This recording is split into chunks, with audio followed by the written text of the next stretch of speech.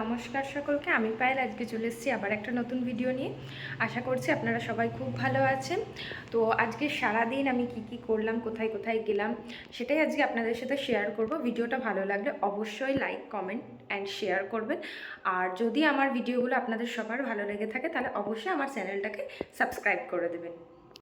আজ সকাল থেকে একটু মেঘলা মেঘলা ছিল, তো যাই হোক একটু রোদ্দুরের দেখা মিলল। তো এখানে আমি কুলেখাড়া পাতার রসটা করে নিচ্ছিলাম। আমি অনেক সময় সেদ্ধও খাই, আবার এক এক সময় ব্লেন্ড করেও খেয়ে নিই, দুটোই উপকারী। তো তারপরে যা টুকটাক কাজ থাকে, সকালে জল ভরলাম, খানিক্ষণ পরে একটু ভুজিয়া নিয়ে আমার পাখিগুলোকে আর কি খেতে দিতে গেলাম। তো দেখি এখানে বেশ কিছু পাখি চলে এসছে, আর আমি সেখান থেকে চলে এসেছিলাম। আমি পুচকুগুলোকে খেতে দেবো বলে সকালে চলে এসেছিলাম।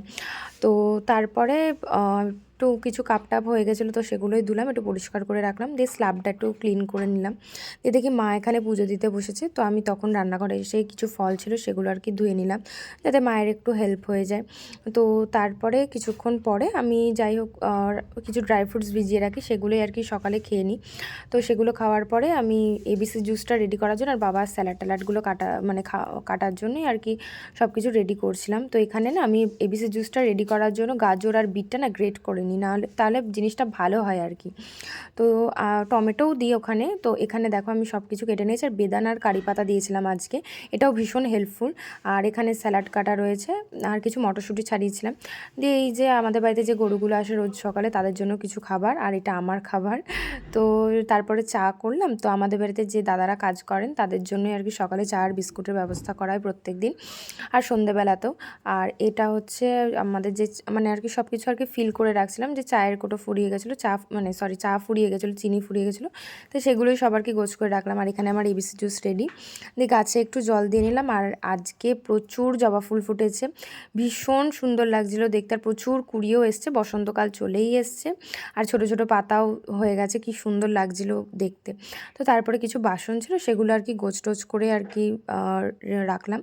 দিয়ে যাই হোক একটু বিছানা টিছানা গোছগাছ করে নিলাম। দিয়ে আমার ব্যালকনির যে গাছগুলো আছে সেগুলোতে জল টল দিয়ে নিলাম। তো ব্যালকনির গাছগুলোতেও ছোট ছোট ফুল আসা শুরু হয়ে গেছে, আর যেগুলো শীতকালে পুঁতেছিলাম সেগুলো সব মরে গেছে। আর এখানে মেথি গাছও রয়েছে।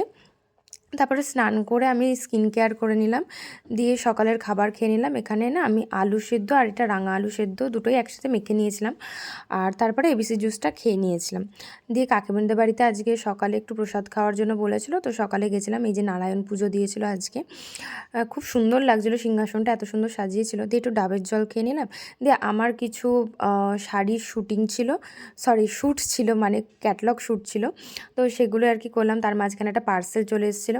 তো আমাকে আমার বেস্ট ফ্রেন্ডই রেডি করিয়ে সব কিছু করে দিয়েছে, এত সুন্দর শাড়ি পরাতে পারে। তো সন্ধ্যেবেলা একটু বেরিয়েছিলাম, আর আজকে চাঁদটা এত সুন্দর লাগছিলো না দেখতে। তো আমি আর বোন এখানে রেডি হয়ে বেরিয়ে গেছি, সেম টপ পরেছিলাম আজকে আমরা দুই বোন। দিয়ে একটু ফুচকা খেলাম আর একটু আইসক্রিম খেলাম।